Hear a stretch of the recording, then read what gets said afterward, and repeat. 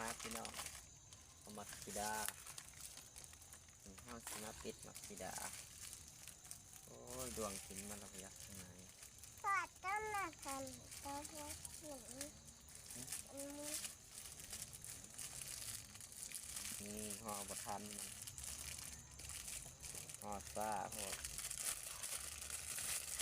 ดวงเจาะดวงเจาะอะไรอย่างเงี้ยยังก๊อกอีกนี่จะมาเบิ่งอันนี้เป็นอะไรเนี่ย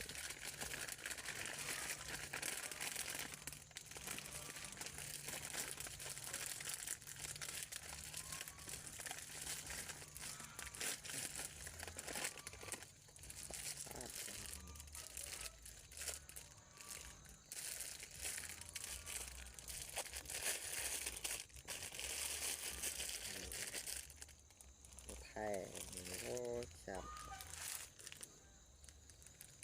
นี่น้ำ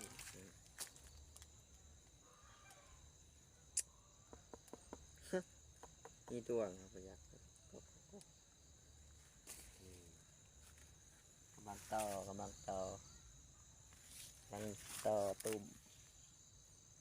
จะใกล้จะได้ปลูก